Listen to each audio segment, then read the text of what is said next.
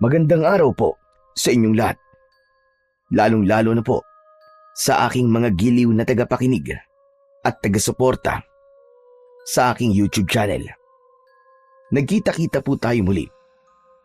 Ako po ang inyong Tito Blair upang ihatid ang kwento ng magkapatid na Roy at Hugo.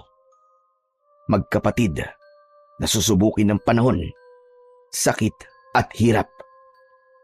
Makakayanan ba nila at mapagtatagumpayan ang isang bagay na dapat nilang tapusin? Yan ang ating aalamin sa kwentong ito. Simulan na po natin ang kwento. Ano ba naman yan, Hugo? Di pa tayo tapos sa mga pinapapanday ni Don Federico. Ano bang pinagagagawa mo dyan? Kasi kuya, gutom na po talaga ako eh. Kagabi pa kasi tayo hindi pinapakain. Mas lalo tayong di makakakain pag nahuli ka na nagpupuslit ng tinapay. Kuya Roy, pasensya na po ah. Di ko na po kasi talaga kaya eh. Kapag nagpapanday ako, nanlalambot ako. Halos hindi ko na nga mahawakan ng maayos yung maliit na maso eh. Sige na. Bilisan mo na dyan. Ubusin mo na yan. Tatakpan na lang kita para walang makakita sa'yo. Salamat kuya.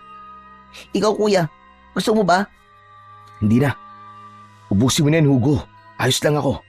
Basta bilisan mo na lang. Baka biglang dumating si Don Federico eh. Wala pa tayong natatapos dito. Yari na naman tayo. Si Roy at Hugo, magkapatid na hindi pwedeng paghiwalayin. Ibinenta sila ng kanilang mga magulang sa isang mayamang mag-asawa sa baryo ng Fortuna.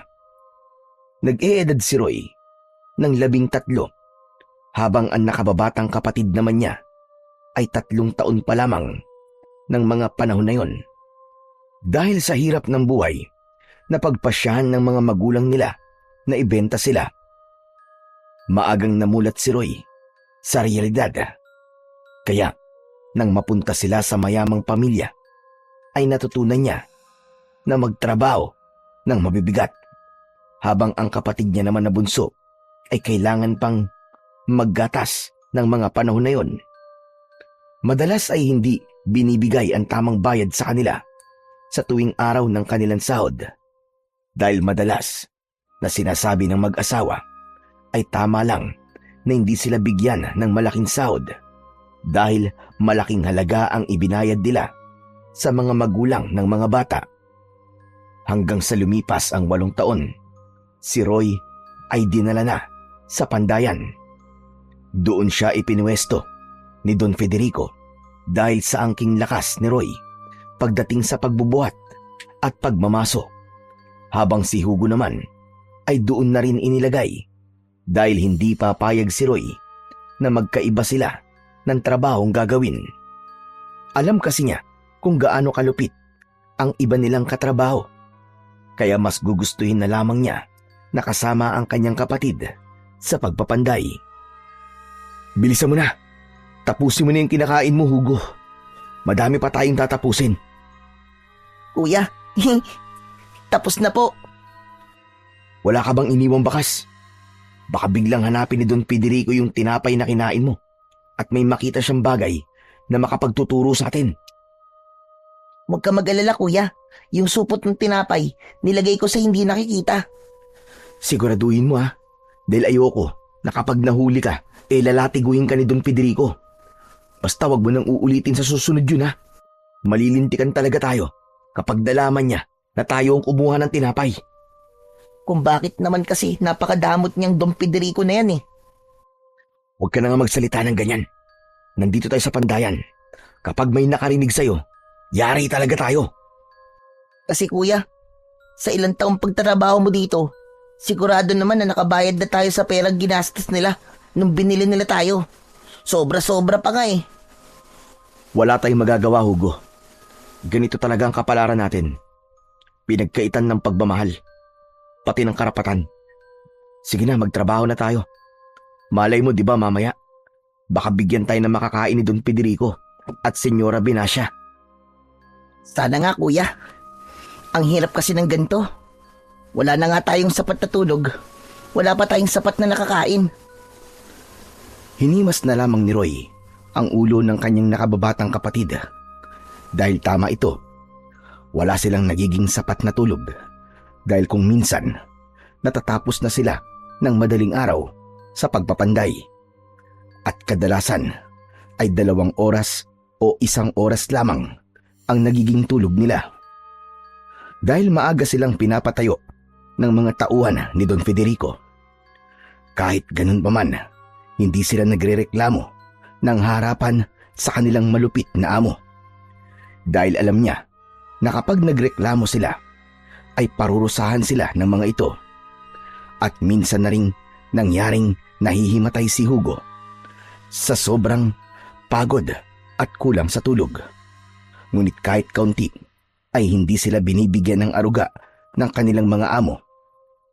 Lumipas ang maghapon na yon sa magkapatid. Madami rin silang naipanday. Akala nila ay wala silang magiging problema ng araw na yon. Ngunit dumating ang gabi kung saan magbibigay na ng pagkain si Don Federico at Senyora Benassia. Nakapila na sila at uumpisahan na sana ng mga tagaluto na ipamigay ang mga pagkain. Ngunit tumayo si Don Federico at seryosong tinapik ang 2 tagaluto, kaya napatigil ang mga ito. Sandali lamang. Kakausapin ko ang aking mga manggagawa. Tumango ang mga tagaluto at bahagyang yumukod at umatras upang bigyan ng pwesto si Don Federico. Alam niyo na, di ba? Na ayoko sa lahat ang mga magnanakaw. Sabay-sabay na tumugon ang mga manggagawa. Pagkatapos nun ay nagtinginan ang magkapatid. Isa sa inyo ang kumuha ng tinapay na pinakapaborito ng aking asawa. At ayaw na ayaw ko sa lahat ay ang pagnakawan ninyo ang aking pinakamamahal na asawa. Ngayon, bibigyan ko kayo ng pagkakataon na umamin sa nagawa ninyong kasalanan para hindi kayo madamay lahat. Dahil kung walang aamin sa inyo, lahat kayo ay hindi uli kakain. Pagbibilang ako ng 10. Kapag wala pa rin umamin sa inyo, lahat kayo ay hindi kakain magmula ngayon hanggang bukas maghapon. Nagbilang na ang kanilang among si Don Federico at bago matapos ang pagbibilang nito, tatayo na sana si Roy upang akuin ang kasalanan ng kanyang kapatid. Ngunit naunahan sila ng isang matandang manggagawa ni Don Federico. Dahil maliban pala kay Hugo, ay pumuslit rin pala ito ng tinapay. Kaya ang tangkang pagtayo ni Roy ay hindi niya na naituloy. Dahil sa nakita niyang pagtayo ng matandang manggagawa. At nang nakita yon ni Don Federico, ay dali-dali niyang ipinakuha ang kanyang latigo at isang mahabang magaspang na lubid. Lumapit ka rito, tanda, at pumili ka ng gagamitin kong pamparusa sa'yo. Dalian mo! Lumapit ka! Natatarantan lumapit ang matandang manggagawa na kinilala sa pangalang Lolo Bernardino. Pero ang kadalasang tinatawag sa kanya ay Lolo Dino. Doon na tumanda ang matanda. Hindi pa sila Don Federico ang may-ari, ay doon na siya nagtatrabaho. Ngunit dahil binili ni Don Federico ang malaking pagawaan o pandayan, ay nakiusap ang dating may-ari na huwag palitan ang mga manggagawa dahil masisipag raw ang mga ito. Nang lumapit si Lolo Dino sa kanilang amo na si Don Federico, ay pinilit siya nitong mamili. Ngunit hindi agad nakapagsalita ang matanda dahil sa takot. Ang sinabi ko sa'yo, pumili ka! Sandali lamang, Don Federico. Nagawa ko lamang yon dahil sa sobrang gutom. Pakiusap naman, huwag niyo na lamang po kong saktan. Inisip mo sana ang mga ayaw ko bago ka gumawa ng bagay na pinakaayawan ko. Ngayon uulitin ko, tanda. Pumili ka. Kapag hindi ka pumili, ay ako na ang pipili ng bagay na ipaparusa ko sa'yo. Itong lati ko na lamang. Oo, lati ko na lamang po, Don Federico. Ngumisi si Don Federico at ipinag-utos niya na hubarin ang lahat ng suot nito at walang matitira na kahit na anong uri ng kasuotan. Mabilis yun na ginawa ng kanyang mga tauhan, habang ang matanda naman ay tumingin sa kanilang amo nang iningitian lamang siya ng nakakaloko. Bakas sa mga mata ni Lolo Bernardino ang sobrang takot, ngunit hindi na ito nanlaban pa dahil alam niya ang kalalabasan kung sakaling siya ay manlaban pa. Kaya nang mahubad ng lahat ng bantay ang kanyang mga saplot, ay tinakpan ni Roy ang mga mata ng kanyang nakababatang kapatid dahil hindi lamang yon ang unang beses na makakakita siya ng pagpapataw ng parusa. Ipinatali si Lolo Bernardino sa isang tali at ipinahila ito pataas. Nang mahila ang matanda, imbis na latigo ang hawakan ni Don Federico, ay lubid ang kinuha niya upang ipamalo. Kahit na latigo pa ang pinili ng matanda, inumpisa ni Don Federico na hagupitin ng magaspang na lubid ang matanda. Sa bawat palo nito ay nag-iiwan ng latay sa katawan ng matanda na sumisigaw dahil sa labis na sakit ng hagupit ng kanilang amo. Nasasaksihan yon ni Roy, at kahit nakatakip pa ang mga mata ng nakababata niyang kapatid, kapag naririnig niya ang hagupit na tumatama sa katawan ng matanda, hindi nito napipigilan ang mapagalaw. Sa kinauupuan nito, Ilang beses nyo na ako nakitang nagparusa, hindi ba? Pero hindi pa rin kayo nagtatanda. Ilang beses ko nang ipinakita sa inyo kung paano ako magalit. Pero patuloy ninyong inuulit ang mga bagay na ayaw ko. Kung gusto ninyong matulad sa matandang ito, ay gayahin nyo ang ginawa niyang pagnanakaw ng isang mahalagang pagkain na pagmamayari ng aking pinakamamahal na asawa. minsan pa ay hinagupit niya itong muli ng kanyang hawak na magaspang na lubid. At nang matapos siya, ay ipinag-utos niya na iabot na ang pagkain ng mga manggagawa. Maliban sa matandang nakasabit pa rin at walang saplot sa buong katawan. Hindi naman napigilang maawa ng magkapatid, lalo na si Hugo, nang alisin ng kanyang kuya ang kamay na nakatakip sa kanyang mga mata habang kinukuha niya ang ibinibigay na pagkain. Bagya pa siyang sumulyap sa matandang nakatali na halos mamalat na ang katawan sa dami ng natamong palo ng lubid sa katawan.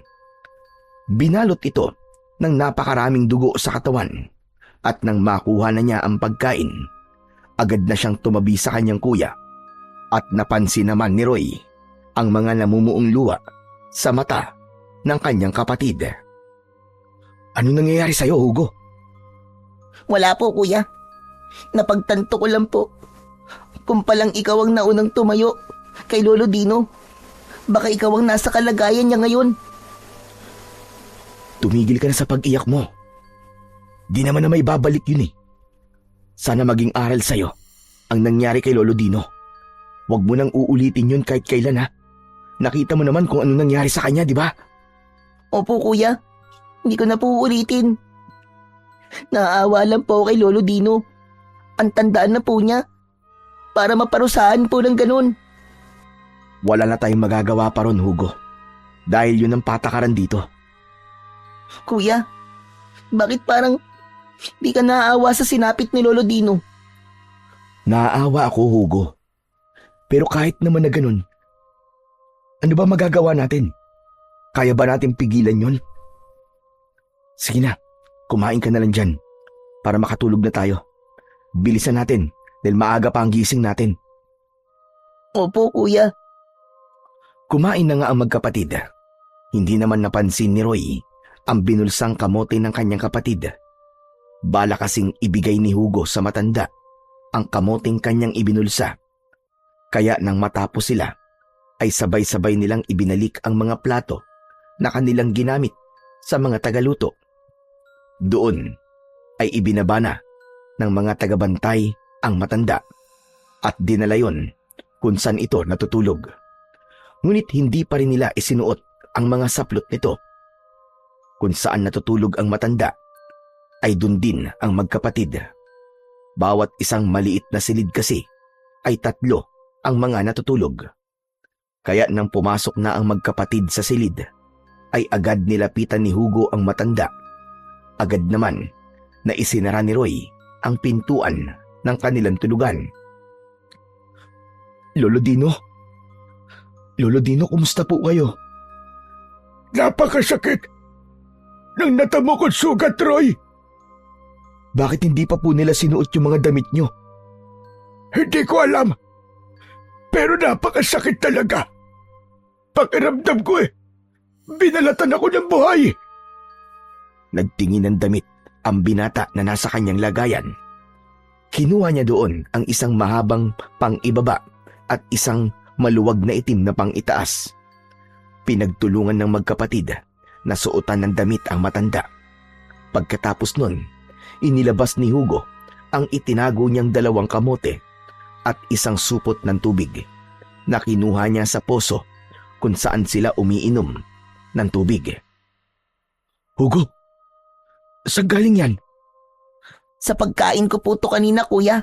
Itinago ko talaga to para kay Lolo Dino. Sigurado ka ba, ha? Opo, kuya. Hindi ko naman po ipupuslit to kung hindi sa akin eh. Lalo na, nakita ko naman po ang nangyari kay Lolo Dino. Pero Hugo, hindi mo pa rin dapat ginawa ito.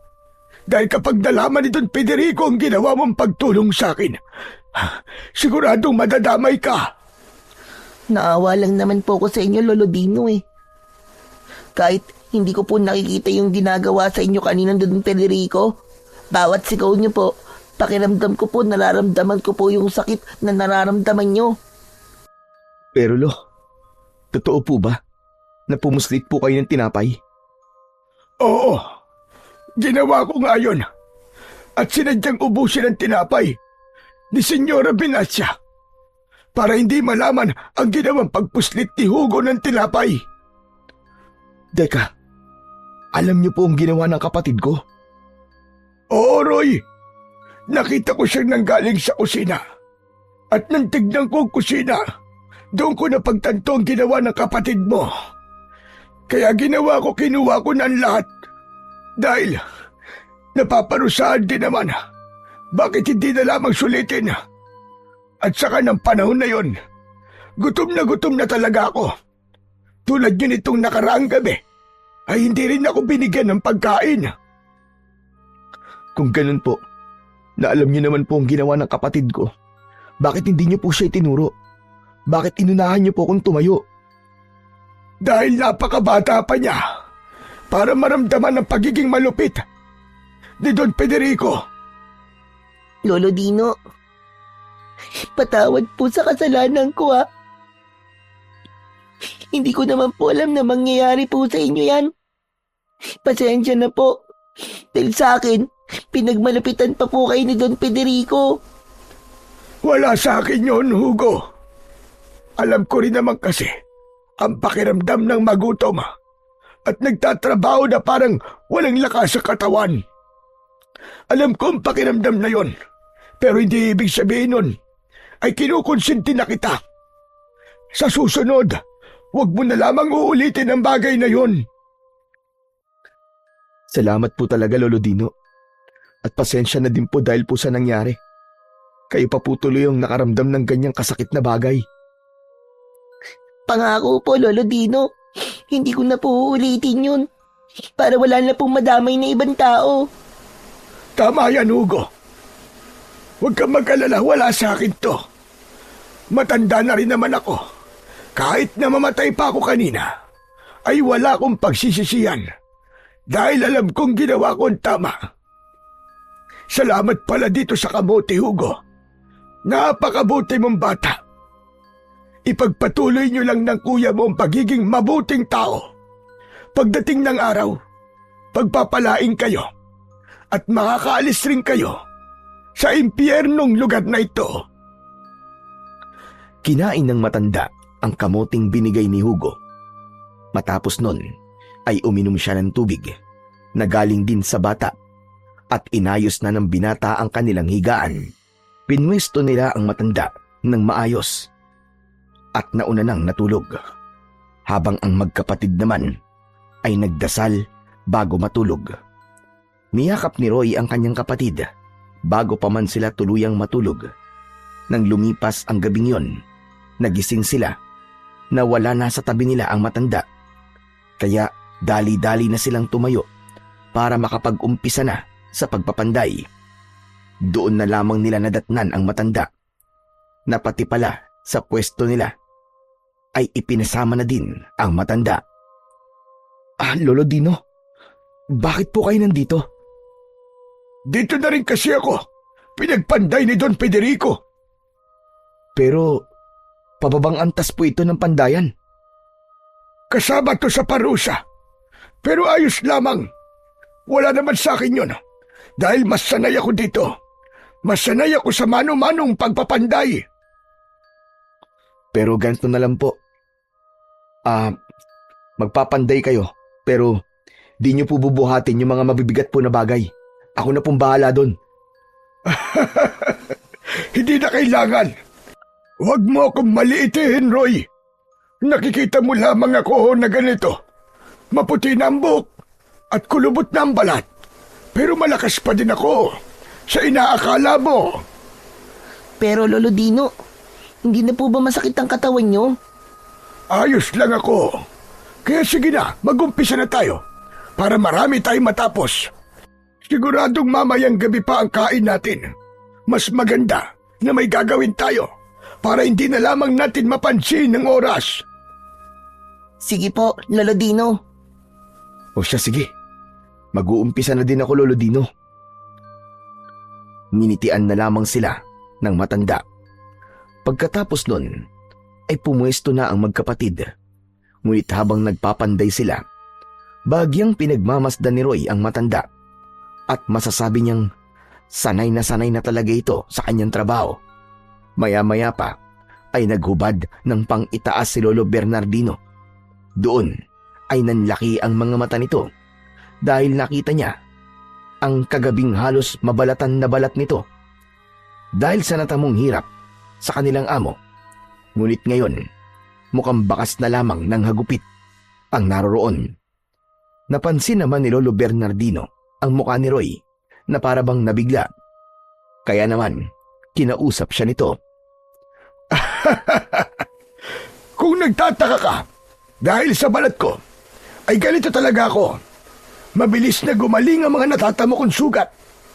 Masanay ka na, Roy. Pero Lolo Bernardino, bakit ang bilis naman po yata? Hindi ba kagabi lang po yun? Tulad ng sinabi ko, ganito talaga ang balat ko. Kaya hindi ako natatakot mabugbog. Dahil mabilis lang mawala ang sakit na nararamdaman ko. Grabe, ang astig niyo po naman, Lolo Bernardino. Hindi naman ako dati ganito.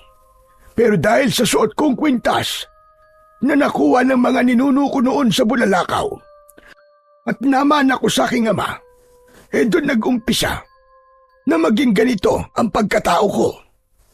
Teka. Ibig sabihin po, may kapangyarihan po ang kwintas nyo, Lolo Bernardino?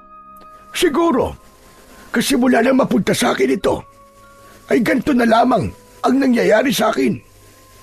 Hanip, kakaiba po pala ang kwintas nyo na yan, Lolo Dino. Kakaiba nga, Roy. Ngunit, hindi lang yun ang kayang gawin ng aking kwintas.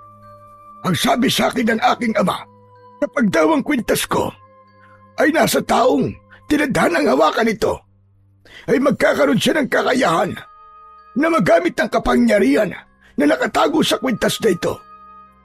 Dahil dati na daw na nagamit ng isang unang tao na umawak nito ang kapangyarihang taglay ng metal na kwintas. At tulad ng mga ninuno ko, ang kwintas na ito ay maaari lamang gamitin ng isang panday. Grabe, ang astig naman po ng kwento nyo, Lolo Dino. Hindi lamang astig, Hugo. Dahil totoo ang lahat ng mga sinasabi ko. Kaya nga napansin nyo din kung bakit sa tanda kong 71, kaya ko pang bumuhat ng 80 kilos. Ibig niyo po ba sabihin, Lolo Dino, binibigyan din po kayo ng lakas na kwintas niyo? Tama ka, Roy. Kung ganun po, bakit hindi niyo po gamitin yun? Para naman mapagtanggol niyo po ang sarili niyo, Lolo Dino. Hindi ganun yun, Hugo. Dahil hindi ko pwedeng basta-basta na lamang gamitin ang kapangyarihan nito. Lalo na kung may mali din ako. At saka maliban doon, hindi ako karapat-dapat sa kwintas. Ho? Paano pong hindi po kayo karapat-dapat? Dahil hindi ko kayang gamitin ang lahat ng taglay niyang kapangyarihan. Kung ganun po, Lolo Dino, paano niyo po malalaman kung karapat-dapat nga po talaga ang isang tao sa kwintas? Malalaman mo na lang kapag ang kwintas ay biglang uminit na may kasamang liwanag. Nararamdaman niya kasi kapag ang tao ay may busilak na kalooban. Nalalaman niya kapag nandyan lamang sa tabi ang bagong mangangalaga sa kanya. Ang galing naman po niyan, Lolo Dino. Parang mahirap paniwalaan pero naniniwala po ako. Ewan, basta pakiramdam ko po. Walang dahilan para hindi maniwala. Gusto niyo bang malaman ang ibang pinagdaanan ng kwintas na ito? Opo, Lolo Bernardino. Kung ayos lang po sa inyo, Lolo Dino, makikinig po kami. O siya, sige. Hawakan niyo na ang mga maso niyo. At habang tayo ay gumagawa, ay makinig kayo sa akin. Ginawa ng magkapatid ang sinabi ni Lolo Dino. Maliban pa doon, bawat salitang sinasabi ni Lolo Dino ay mabilis nilang tinatandaan. Matagal na panahon na ang lumipas. Nang unang makuha ng aking mga ninuno ang metal na ito, o sabihin na nating puso ng bulalakaw. Sa isang bulalakaw na bumagsak malapit sa kanilang baryo. Walang naglakas ng loob na lumapit sa kakaibang bulalakaw na yun. Hanggang sa mapagpasyahan ng aking ninuno na siya ang lalapit sa kakaibang bagay na yun. Hanggang sa tuluyan niya nang nahawakan ng bulalakaw at nagkaroon ng isang malakas na pagsabog. Ngunit akala nila namatay ang aking ninuno. Ngunit nang mawala ang usok, nakita nila ang aking ninuno. Nakatayo, walang sugat, at kahit na anong pasa sa katawan. At bakas man lang ng kahit na anong pilay. Hindi daw agad siya nagsalita ng mga panahon na yon. Ngunit ang bulalakaw na metal ay mistulang nawala. Habang sa kamay niya naman ay may piraso ng metal. At ito yun, ang aking suot. Ginawa niyang kwintas ito. Nagagamit niya ang kwintas sa pagprotekta ng kanilang baryo sa kamay ng isang malakas na aswang. Hanggang sa nagkaroon siya ng karamdaman at kailangan niya ng tagapagmana. Doon na nagsimula ang pagpapasa-pasa ng kwintas. Hanggang ngayon, nasa akin na. Madami ng pinagdaan ng laban ng kwintas na ito. Ngunit hanggang ngayon ay naririto pa rin. At ang isa pang nakakamangha, lahat ng humawak ng kwintas na metal o puso ng bulalakaw na ito ay tulad ko. Lahat sila ay mga panday. Ngayon ho, Lolo Dino, may tao na po ba kayong pagpapasahan ng kwintas? Ay, sa ngayon wala pa, Roy. Dahil wala akong pamilya, asawa o mga anak. Wala ko nun. Hindi ako nagkaroon ng pagkakataong umibig dahil sa pandayang ito. Nakakalungkot naman po yun, Lolo Dino. Ayos lang yun, Hugo. Hindi naman sa lahat ng panahon ay kamag-anak mo o kadugo mo ang maaaring magmana ng isang makapangyarihang bagay. Minsan, kahit hindi mo kadugo, ay karapat-dapat din. Sa pag-uusap nilang yon, isang malakas na sigaw ang kanilang narinig. Boses yon ng isang babae. Dalaga pa ito. At kung hindi sila nagkakamali, ay isa yon sa mga tagapagluto ni Don Federico at Senyora Binacia. At sa pagkakaalam ng binata ay matanda lamang siya dito ng 1 taon. Nang mawala ang ingay ng sigaw na nanggagaling sa dalaga, ay saglit lamang at dumating ang ilang tagapagbantay at ipinatawag silang lahat. Mabilis namang gumalaw si Lolo Bernardino at ang mga bata. Pumunta sila kung saan pinarusahan ni Don Federico si Lolo Bernardino. Nasa harapan sila dahil sila ang unang dumating. Nadatnan nila doon si Senyora Binacia na may hawak na latigo. Nagulat sila nang malaman na ang babaeng yon ay parurusahan ng tulad sa ginawa kay Lolo Bernardino.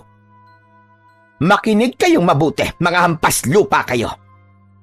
Ang nagawang kasalanan ng babaeng ito ay nasobrahan niya sa pagluto ang paborito kong ulam na dinugo ang lamang loob ng baboy.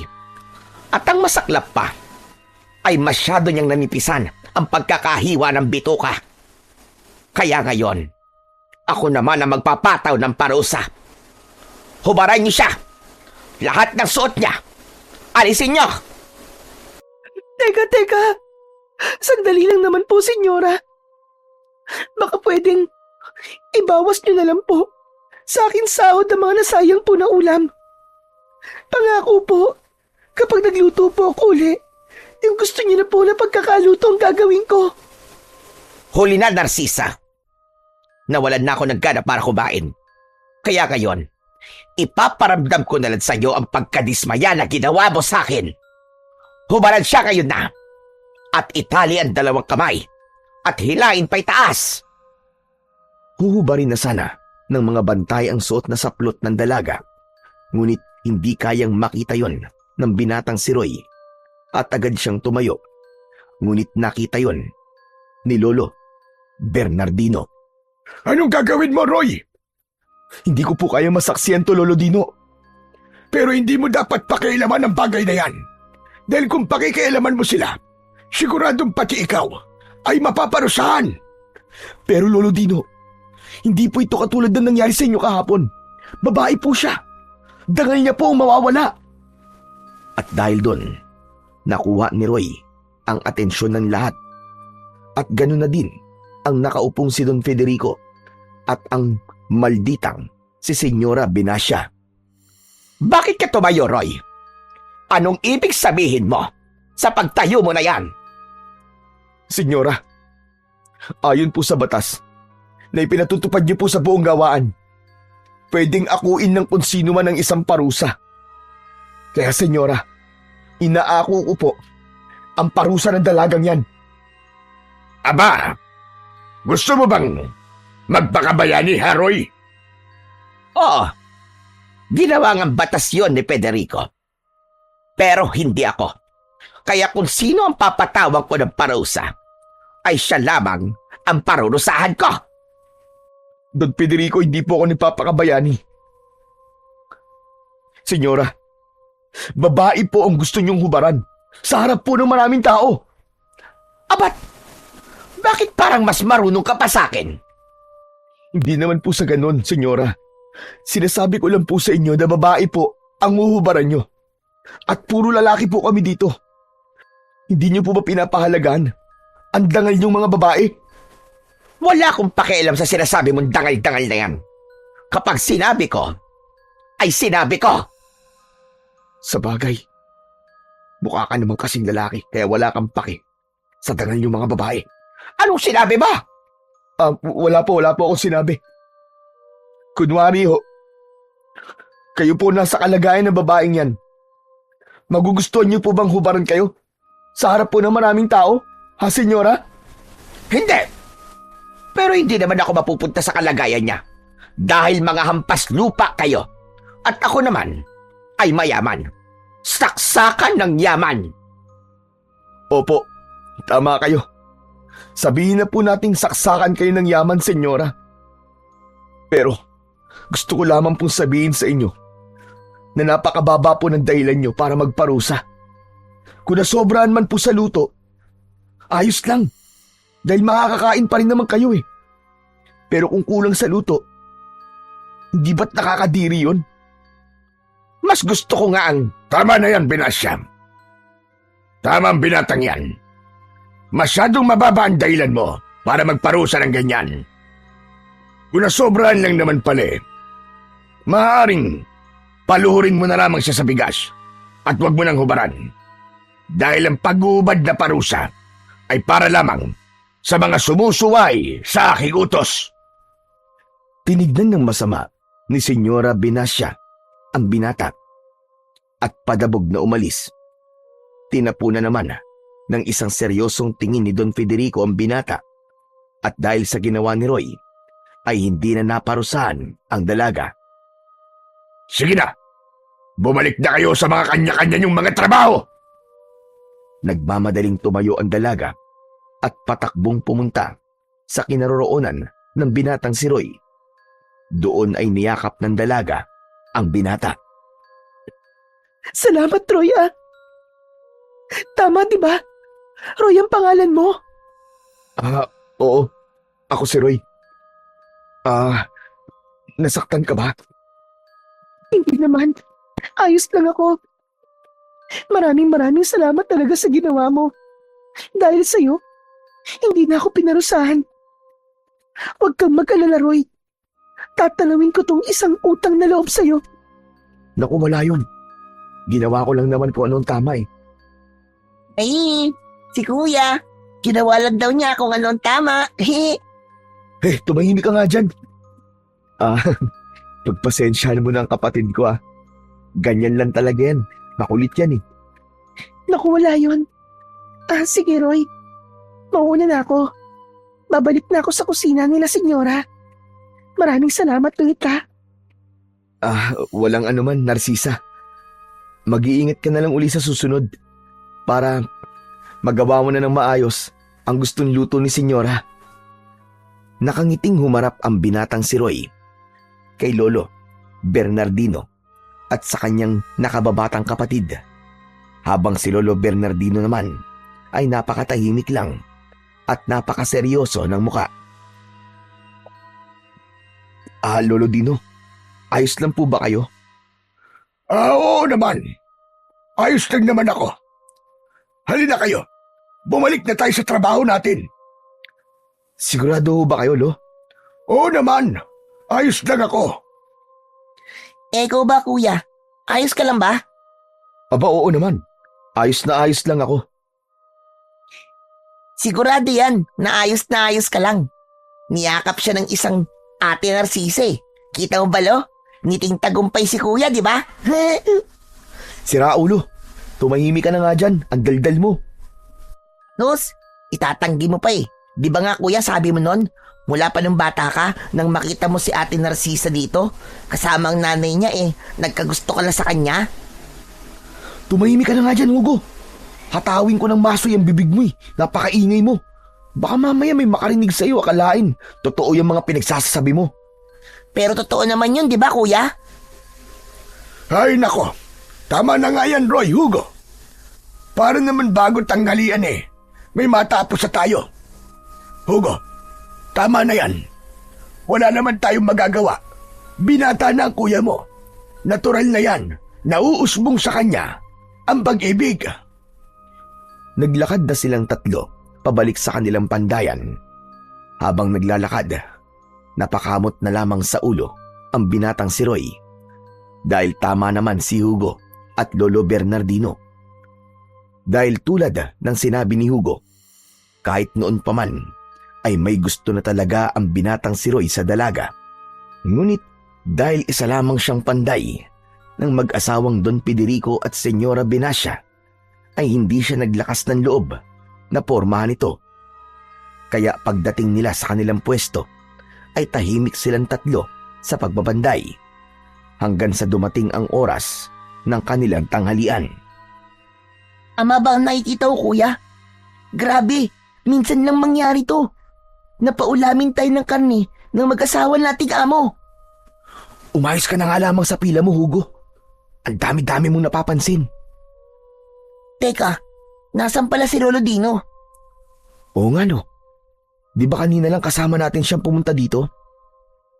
Nako, saan naman kaya nagpunta yun si Lolo? Baka darating din yun maya-maya lang. Hindi nila nakita ang matanda hanggang sa matapos ang pila. Kaya naman, napagdesisyonan na lamang nila na kumain na lang sila nang wala si Lolo Dino. Ngunit bago pa man nila maisubo ang pagkain, ay biglang sumulpot ang matandang si Lolo Dino. Hinawakan niya ang kamay ng magkapatid na humahawak ng kutsara. Tinignan lang sila ng matanda at umiling. Bakit po, Lolo? Wag na wag niyong kakainin ang pagkain yan. Ha? Si Lolo Dino naman oh. Bakit naman po? Basta, makinig na lamang kayo sa akin. Nagtaka ang magkapatid, ngunit sinunod nila ang sinabi ng matanda. Ibinaba na lamang nila ang kanilang pagkain at pasimple nila yung tinapon dahil din sa utos ng matanda, habang si Hugo naman ay nanghihinayang. Bakit po ba, Lolo Dino? Ang dalang lang po namin kumain ng karni. Pinatapon niyo pa po. Mamaya ko na ipapaliwanag sa inyo. Basta, sundin nyo na lamang ang mga sinasabi ko. Inuna kong sinabihan si Narcisa dahil alam kong pagkatapos nyo kumain, siguradong kakain na din sila. Pero, Lolo Dino, ba't parang sobrang halaga po ng sasabihin nyo? Dahil mahalagang mahalaga nga ito, Roy. Dahil hindi lahat ng masarap sa paningin nyo ay tunay ngang masarap. Ngunit pag nalaman nyo kung anong itsura ng mga kakainin nyo, ay sigurado mabibigla kayo. Mamayang pahinga ko na lamang sasabihin sa inyo ang dahilan kung bakit ko pinagawa yun. Mahalagang hindi kayo nakakain ng hinanda nilang pagkain para sa inyo. Bakit po ba ayaw niyo sabihin ngayon? Ang alin ba yun, bata? Don Federico, magandang tanghali po. Anong sasabihin, Hugo? Ano po? Kung gaano po kasarap yung hinanda niyo pong pagkain. Gusto ko po sanang sabihin sa inyo. Kaso, ayaw po nila pasabi ngayon eh. Yun lang ba talaga? Opo, Don Federico. O siya, kung ganun. Umusta ba sa inyo? Pwede pa kayong umulit doon. Sige lang, magpakabusog lamang kayo. Sige po, Don Federico. Ayos na po kami. Busog na po kami. Tama na po yung nakain namin. Tumango-tango na lamang si Don Federico sa sinabi ng matanda at naglakad-lakad ng muli. Pinagmamasdan niya ang lahat ng mga taong kumakain ng dinuguan. Maya-maya pa ay ibinalik na lamang nila ang pinggan na kanilang ginamit at kumuha na lang ng maiinom. Pagkatapos nun ay dali-dali na silang bumalik sa kanilang pwesto, ngunit hindi pa rin nagsalita ang matanda. Ngunit pagsapit ng gabi, nang binibigay na ang kanilang hapunang tigdadalawang mais, ay agad na silang pumasok sa kanilang tulugan.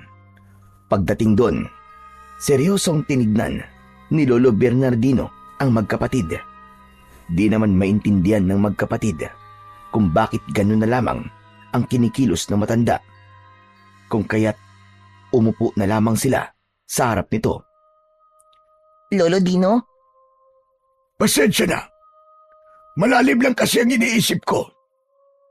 Bakit ayaw niyo pong kumain kami kanina? Hindi niyo ba nakikita? Ang hawak niyong dinuguan kanina. Hindi siya karne ng hayop. Ano pong ibig niyo sabihin, Lolo Dino? Kung hindi po karne ng hayop yun, ano po? Tao. Ang karneng nasa pagkain ay tao. Lamang loob ng tao. Nang marinig yun, halos masuka-suka ang magkapatid. Tinignan nilang muli ang matanda, ngunit walang bakas ng pagbibiro sa kanyang muka. Lolo Dino, totoo po ba sinasabi niyo?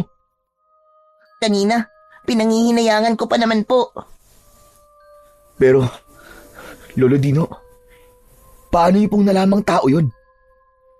Dahil sa suot kong kwintas.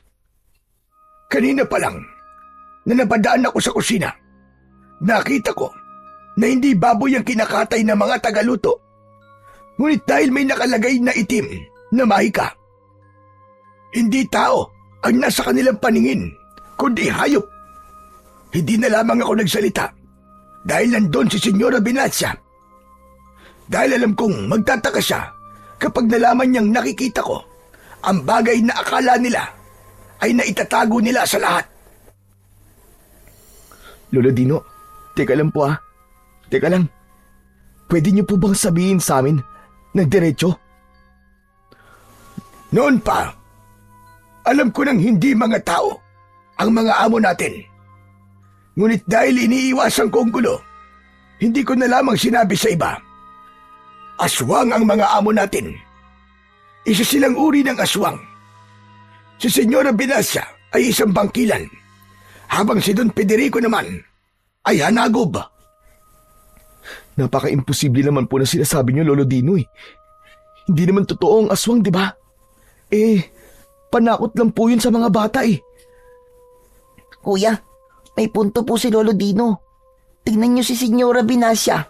Kahit tao siya, mukha siyang aswang. Hoy Hugo, huwag mo nga gawing biro ang lahat. Hindi naman nakakatuwa ang mga pinagsasasabi mo eh. Nakakainis lang. Manahimik ka kung wala kang maayos na sasabihin. Sa bunganga mo lang eh, mapapahamak na tayo eh. Roy, totoo ang sinasabi ko. Pero kung ayaw mo maniwala, pwede naman na ikaw mismo ang tumuklas. Hindi naman kita pipigilan. Tuwing gabi, bumabalik sila sa kanilang anyo at kumakain sila sa hating gabi ng mga hilaw na laman ng tao o kaya dugo ng tao. Napapansin niyo ba na araw-araw may nawawalang tauhan pero may napapalit? Pero lahat sila hindi makapagsalita dahil bago sila dalhin dito, pinuputulan sila ng dila. At tungkol sa pagkain naman, Roy at Hugo, huwag kayo basta-basta kakain, lalo na kung karne, dahil baka sa mga oras na ito, ang mga nakakain ng karne kanina ay nayanggaw na ni Don Federico. Nang matapos sabihin yun ng matanda, ay agad namang huminga ng malalim ang matanda at tumalikod sa kanila. Habang ang magkapatid naman na naiwang nag-iisip, pinahiga na rin ng binatang si Roy ang kanyang nakababatang kapatid. Pagkatapos ay sumunod na rin siya. Ngunit hindi pa rin siya makatulog ng oras na yon dahil sa mga sinabi ng matanda. Inabot na siya ng kalagitnaan ng gabi, ngunit hindi pa rin siya dinalaw ng antok. Hanggang sa naramdaman niya ang pananakit ng kanyang tiyan at ginising niya ang kanyang kapatid upang samahan siya sa palikuran. Ano ba yun, kuya? Samahan mo ako. Ang sakit ng tiyan ko eh. Ano ba naman yung tiyan mo, kuya? Kung kailang gabi, doon pa sumumpong. Nakakaistorbo nang natutulog. Dahil yata dun sa mais na kinain natin. Kuya, di ba? Di na pwedeng pumunta sa palikuran dahil kinandado nila yung papasok sa pandayan natin. Bahala na, Roy, basta samahan mo ako. Ang sakit talaga ng tiyan ko eh. Kahit doon na lang sa malapit na talayban. Si kuya naman talaga, oh. Sa susunod bago ka pumunta dito, bumili ka ng diaper. Para paggabi, pagsusuot ka nun. Hindi yung nangiistorbo ka ng tulog. Grabe naman to. Kapag ikaw tinutulungan kita. Kapag ka tinatawag ka ng kalikasan, sinasamahan kita. Kapag ako, dami mong pang sinasabi. Ito na nga po, tatayo na. Tara na nga. Maingat na lumabas ang magkapatid patungo sa talayban. Malapit lamang yon sa mansyon kung saan nakatira ang kanilang mag-asawang amo. Iniwan ni Roy ang kanyang kapatid sa may daanang papasok sa talayban. Ilang minuto ding hinintay ni Hugo ang kanyang nakatatandang kapatid sa paglalabas nito ng sama ng loob. Ngunit sakto pa lamang na natapos ang kanyang kuya, may naaninag na si Hugo na parabang dalawang tao na naglalakad papasok sa mansyon. Inaninag niya yon ng maayos hanggang sa nalaman niyang sina Don Federico at Senyora Binacia ang mga ito. May kasama silang isang bata, ngunit hindi niya malaman kung babae ba ito o lalaki. Ngunit bago pa man tuluyang makapasok ang mga ito sa mansyon, napansin niya ang pakpak na tumubo sa likuran ni Senyora Binasya. Kuya! Aswang! Aswang! Ngunit bago pa man masabi ng batang si Hugo ang susunod na pag-ulit niya sa salitang aswang, ay tinakpan ng isang tao ang kanyang bibig. Sabay nun, ang paglabas ng binatilyo sa talayban. Agad din siyang hinila pababa ng taong tumakip sa bibig ng batang si Hugo. Huwag kayong maingay! Huwag kayong gagawa ng kahit na anong makakakuha ng pansin ng mga aswang. Kung ayaw nyong maging kwento na lamang kayo bukas. Lolo Dino, ano po ba nangyayari? Tignan mo, sa banda ron. Itinuro ni Lolo Bernardino ang mga nilalang na nasa harapan ng mansyon gamit ang kanyang nguso. Hindi sila nag-iisa dahil may mga bagong labas na nilalang na sinasabi nga ni Lolo Dino na mga bagong yanggaw. Kung kinain niyo ang pagkain na hinanda nila kanina, baka isa na rin kayo sa mga yanggaw at kasama nila kayong pinagpipiestan ang kawawang batang yun. Lolo Dino, totoo po ba mga nakikita ko? O nananaginip lang po ko?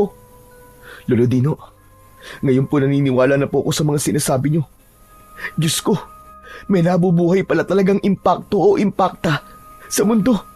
Tapos, mga amo pa natin.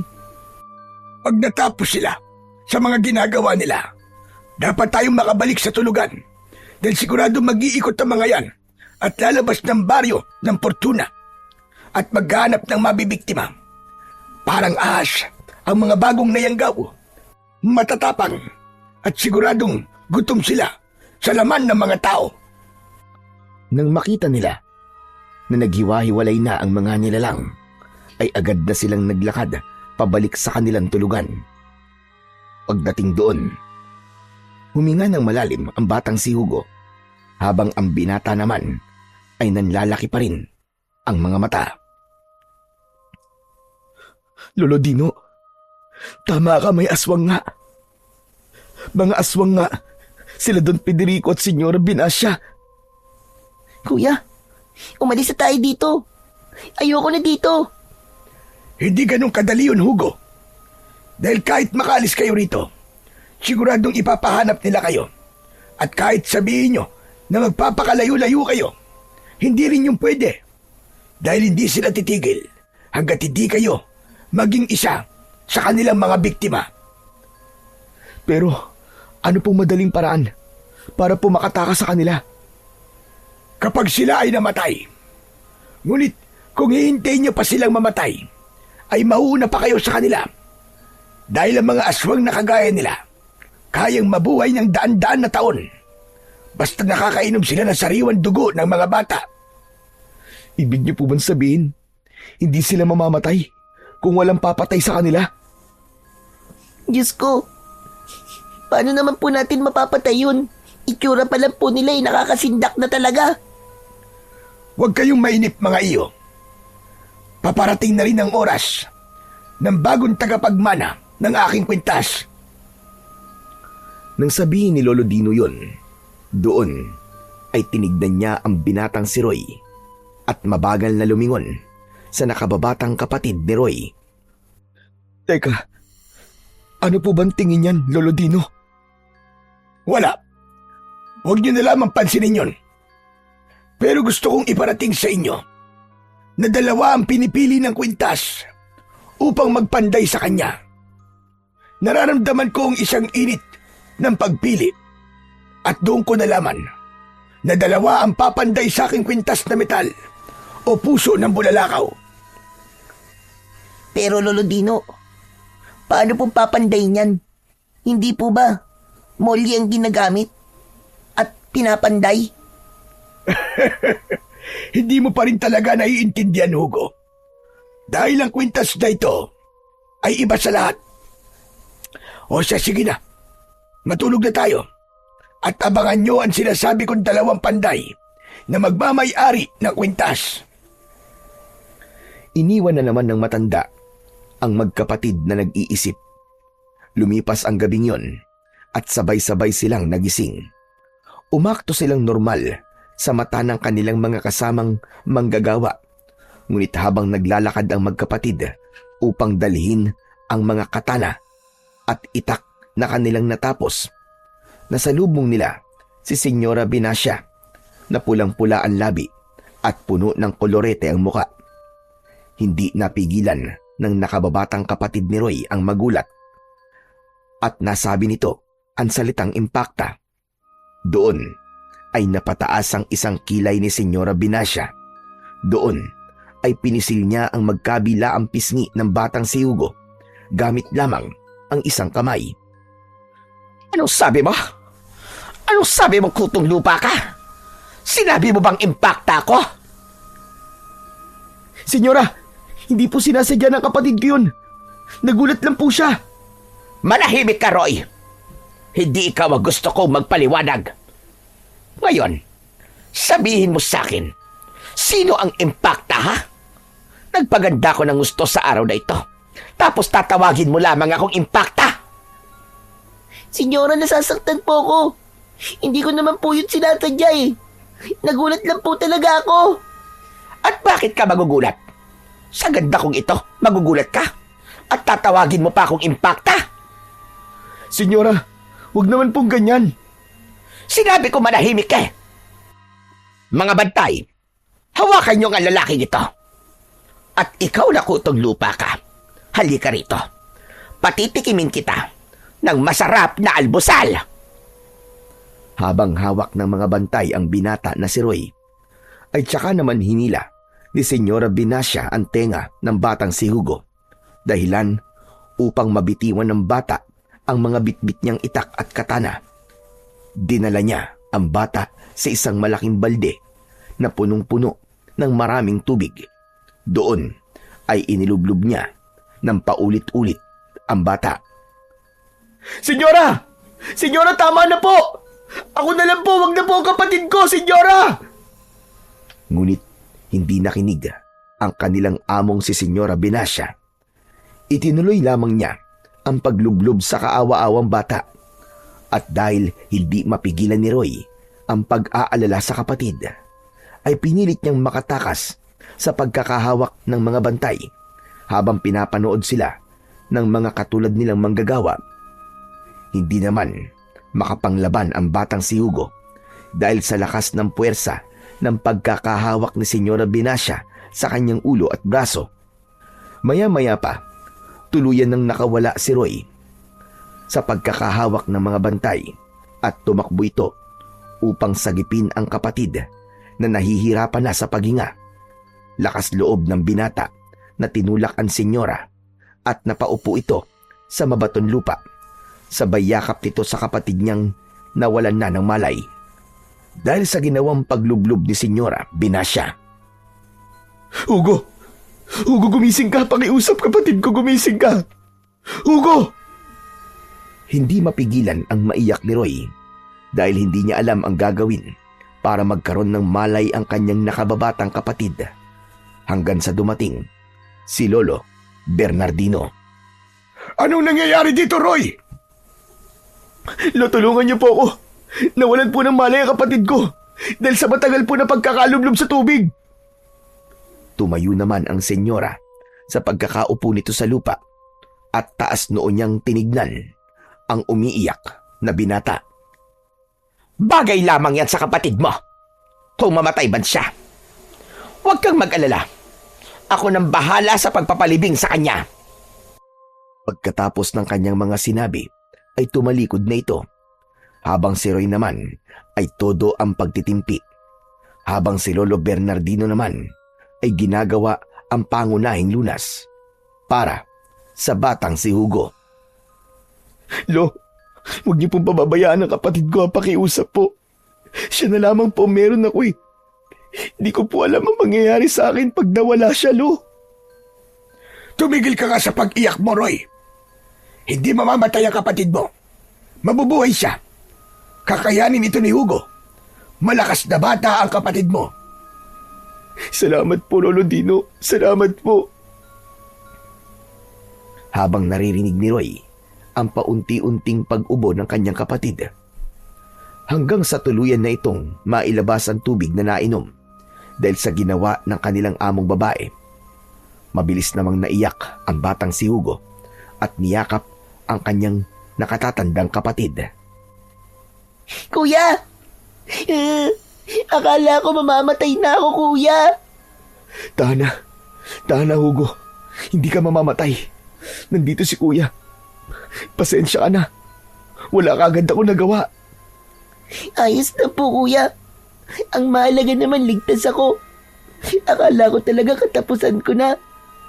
Kasi na magdilim ang paningin ko, ang huli kong narinig, yung tinawag mong pangalan ko.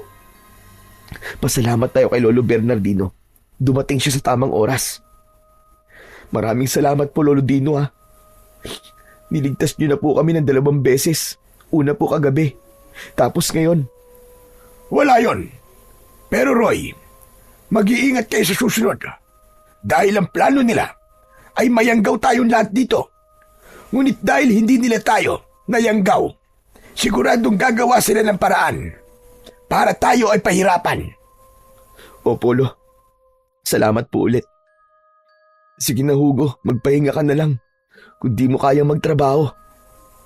Kaya ko naman, kuya. Kaya ko po. Sigurado ka ba? Opo, kuya. O siya, kung kaya pa ng kapatid mo, bumalik na kayo sa trabaho. Babalik na rin ako sa pandayan. Ang inabiling ko, mga iyo, huwag niyong kalilimutan. Kung kaya niyong umiwas sa mag-asawa nating amo, umiwas kayo. Dahil kahit anong tago natin sa kanila, malalaman at malalaman pa rin nila na hindi nila tayo nayanggaw. Tumango ang magkapatid at sabay nang pinulot ang mga katana at itak na nahulog nila sa lupa. Dumiretso na sila kung saan inilalagay ang lahat ng mga nagawa nila. Doon ay inilalagay nila sa mga bawat kahon at dapat ay tama sila sa bawat pagkakalagay upang walang magreklamo sa mga nagpagawa.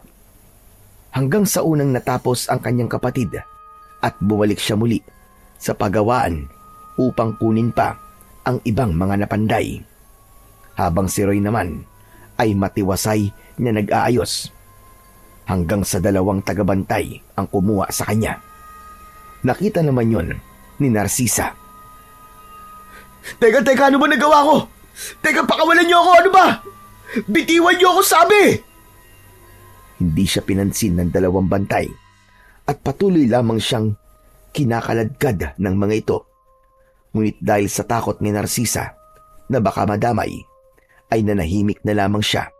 Sa halip ay tumakbo ito palabas upang hanapin si Lolo Bernardino at ang nakababatang kapatid ni Roy. Hugo! Hugo! Lolo Bernardino! Oh, iya, ba't na parito ka? Lolo, si Roy po. Nakita ko po. Hinihila po ng 2 bantay. Dahil sa sinabi ni Narcisa, nabitiwan ni Hugo ang lahat ng hawak niyang itak at napatingin ito sa dalaga. Ano pong ibig niyo sabihin, Ate Narcisa? Hindi ko din alam kung ano nangyari. Basta nakita ko silang lumabas kung saan inilalagay yung mga bagong panday na itak at katana. Kinakaladkad nila si Roy. Pumipiglas naman siya. Ngunit tahimik lang ang mga bantay. Kilala ko ang mga bantay na yon. Sila yung mga tagatali na mga pinaparusahan. Teka ate, nagbibiro ka ba? Kakaiwan ko lang kay kuya. Hindi ako nagbibiro, Hugo. Ano ka ba? Talagang nakita ng 2 mata ko. Baka nasa pangalib na ang kuya mo. Hindi ito maaari, Narcisa. Siguradong pahihirapan nila ng gusto si Roy. Halika kayo, magmadali tayo. Tumakbo ang 3 at mabilis na lumabas. Magtutungo sana sila kung saan pinarurusahan ni Don Federico ang lahat ng mga sumusuway sa kanyang mga utos. Ngunit paglabas nila, nasa harap lamang ng mansyon ang parurusahang si Roy. Iba ang pamamaraan ng pagpaparusa sa binata. Nakita nila na itinali ang binata sa isang malapad na papag. Paa at kamay ay nakatali, habang si Don Federico naman ay may hawak na martilyo, at ang asawa naman nito ay nakaupo sa may hagdanan ng mansyon at pinapaypayan ng dalawang babae. Don Federico! Ano po bang nagawa akong masama? Bakit niyo po kailangan gawin sa akin to? Nakalimutan mo na ba? Gusto mo bang ipaalala ko sa'yo? Sige, pagbibigyan kita. Ipinalo ni Don Federico ang martilyo sa kaliwang kamay ni Roy. Doon sinasabi niya ang ginawa ng binata. Doon napagtanto ni Roy ang nagawa pala niyang kasalanan ay yung pagtulak niya sa kanyang babaeng amo. Ngunit kahit tapos na si Don Federico sa pagsasalita, ay tuloy-tuloy pa rin ito na pinapalo ng martilyo ang kamay ng binata. Sabay nun ang pag-iyak ng batang si Hugo na pinipigilan naman ni Lolo Bernardino dahil sa kagustuhan nitong lumapit sa kanyang kuya. Tama na po, Don Federico! Maawa na po kayo sa kuya ko. Tama na po! Pakawalan niyo na po si kuya! Ngumisi lamang si Don Federico at lumipat naman ito sa kanang kamay ng binata. Doon ay pinalo niya ito muli ng martilyo. Hindi naman tumigil sa pagsigaw at pag-iyak ang binata dahil sa labis na sakit na kanyang nararamdaman. Hindi na din napigilang maluwa ni Lolo Bernardino at Narcisa. Ang ayoko sa lahat ay may mananakit sa asawa ko at may ibang hahawak sa napakaganda niyang katawan. Sana ngayon, maging aral sa'yo yan. Ay, oo nga pala. Lusaw na ang mga kamay mo. Paano mo nga pala mauulit yun? Itong tatandaan mo, kumag na binata. Kung may mananakit man sa asawa ko, ay ako lang dapat yun. At wala nang iba pa. Don Federico, maawa na po kayo sa kuya ko. Pakiusap po. Tama na po. Walang pakiusap. Dapat inisip muna ng kuya mo bago niya ilapat ang marurumi niyang mga kamay sa asawa ko. Sige, akin ang latigo ko. Don Federico, tama na po. Tama na po. Todo pagmamakaawa ang ginawa ng batang si Hugo. Wala din naman magawa si Lolo Bernardino hanggang sa hawak na ni Don Federico ang latigo. Walang sabi-sabi na pinaghahataw yun ni Don Federico sa katawan ng binatang si Roy. Habang ang binata naman ay wala na rin boses na mailalabas dahil sa sobrang sakit ng kanyang nararamdaman. Hanggang sa natapos si Don Federico sa kanyang ginawa, ngunit hindi pa rin ito nasiyahan. Tinawag niya ang mga bantay at nagpakuha ito ng tubig na nilagyan ng maraming sili at pinigaan ng kalamansi at halos ipinabuhos niya yon sa katawan ng kaawa-awang binata. Nang makita nila kung paano ang galaw ng lalaki dahil sa sakit na nararamdaman nito, ay nagtawanan pa ang mag-asawa. Pagkatapos nun, ipinag-utos niya na hanggat hindi lulubog ang araw, ay hindi nila pwedeng alisin doon ang binatang si Roy. O ano pang ginagawa nyo? Tapos na ang isang magandang palabas. Bumalik na kayo sa inyong mga ginagawa. Hinila ni Lolo Bernardino ang nakababatang kapatid ni Roy at bumalik na sila sa kanilang mga trabaho. Lumipas ang mga oras, ay doon na lumubog ang araw. Kaya naman, patakbong pinuntahan ni Narcisa at Hugo ang binatang si Roy, habang nakasunod naman si Lolo Bernardino. Sakto pa lang ang pag-aalis nila ng pagkakatali ng binata at binitiwan yon sa mabatong lupa. Nagtulungan naman si Lolo Bernardino at Narcisa na buhatin ang binatang walang malay. Dinala nila yon sa tulugan upang maiwasang masaktan ang kamay ng binata dahil sa nadurog na buto nito. Nilinis yon ni Lolo Bernardino. Nilagyan ng mga damong gamot at binalutan ng malinis na puting tela. Humihinga pa rin naman ito, ngunit dahil sa hirap na nararamdaman ay hindi pa rin ito nagkakamalay. Ngunit hindi sumuko ang matanda. Lolo Dino, gigising pa po ba ang kuya ko? Oo, iyo. Gigising pa ang kuya mo. Dahil kailangan kayo ng mga tao na nasasakupan ni Don Federico at Senyora Venacia. Gigising siya at paggising niya, bagong simula na para sa kanya. Maniwala ka lamang sa nasa itaas. Magdasal ka at huwag mo siyang kalilimutan. Ang nasa itaas lamang ang mabisang gamot sa lahat ng ating masasakit na nararamdaman. Gigising siya sa isang bagong simula. Kasama ka, Hugo. Lolo, ano po yung sinabi niyong kailangan po kami ng mga tao? Malalaman mo rin sa mga susunod na araw, iyo. Kayo ang tatapos sa kasamaan ng mag-asawang aswang. Kayo ang tatapos sa kanilang kalupitan. Hinubad ni Lolo Bernardino ang kanyang kwintas. Bago yun, ngumiti muna ito sa batang kanyang kaharap. Pagkatapos nun, ay tumingin sa binatang walang malay. Doon ay maingat niyang isinuot ang kanyang kwintas. Lolo Dino, ano pong ibig sabihin yan? Kayong dalawa ng kuya mo ang tatapos ng lahat ng pasakit na mga tao dito. Kayong dalawa ang sabay na papanday sa puso ng bulalakaw. Kayo ang karapat-dapat sa pagmana ng aking agimat. Lolo Dino, mukhang mas naapektuhan po yata kayo sa nangyari kay kuya eh. Bakit naman? Sa sobrang grabe po ng impact sa inyo, ayan, nahihibang na po kayo. Aba, siraulong batang ito ah. Lolo Dino, sabihin niyo nga po sa akin, paano po makakapagpanday si kuya? Durog na po ang buto ng palad niya. Kahit nga po yung maliit ko na maso, baka hindi na po niya mahawakan yun. Magtiwala ka sa kapangyarihan na ibibigay ng puso ng bulalakaw. Magtiwala ka lamang, iyo. Hindi lamang ito gigisingin ng kuya mo. Magiging maayos pa ang kanyang mga buto. Sana nga po, Lolo Dino. Maraming salamat po pala.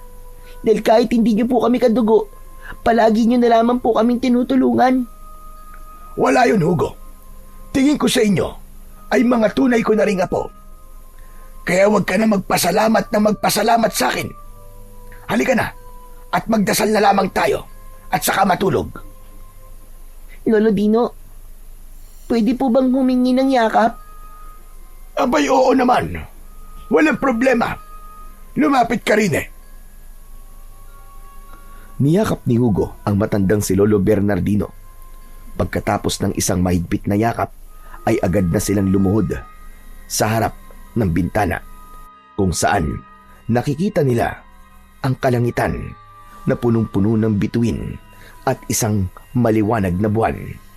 Doon ay nagdasal sila at matapos nilang magdasal, tumabi na lamang si Hugo kay Lolo Bernardino upang maiwasan niyang tamaan ang mga sugat at pilay ng kanyang kuya. Mabilis lumipas ang gabi at nagkamalay na ang binatang si Roy. Doon nakita niya ang nakabalot niyang mga kamay. Ngunit dahil wala itong maramdamang sakit, ay pinilit niyang tanggalin ang puting tela. Nanlaki ang mga mata nito nang makita niyang maayos ang kanyang kamay. Wala siyang nararamdaman na kahit na anong uri ng sakit. Sumunod naman na nagising ang kanyang nakababatang kapatid.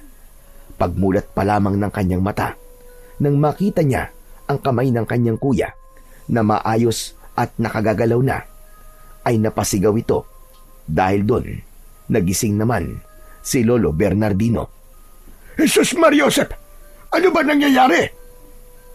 Kuya, sampalin mo nga ako gamit ang kamay mo. Ha? Sabi ko, kuya, kung totoo na magaling na ang kamay mo, sampalin mo ako. Dali, kuya, dali. Sinampal naman ng binata ang kanyang kapatid. Dahil doon, napahawak bigla si Hugo sa kanyang pisngi. Aray ko naman. Hala, totoo nga. Totoo nga po, Lolo Dino. Magaling na po si kuya! Grabe ang bilis! Teka. Ano po bang nangyayari, Lolo Dino? Ikaw ang napili kong magmamana ng aking kwintas, habang si Hugo naman ang makakasama mo o makakatuwang mo. Teka, Lolo Dino. Ano po bang ibig niyo sabihin? Kayong dalawang magkapatid ang napili ko bilang aking susunod na tagapagmana. Kayong dalawa ang tatapos ng kasamaan ng mag-asawa. Teka, Lolo Dino. Teka lang ha. Paano pong kami? Nakita niyo naman po na kahit sarili ko ay hindi ko kayang ipagtanggol. Ibang tao pa kaya? Tiwala sa sarili, Roy. Tiwala sa sarili. Yun ang dapat mong matutunan sa lahat. Yan ang makakatulong sa iyo para labanan ang lahat ng kasamaan.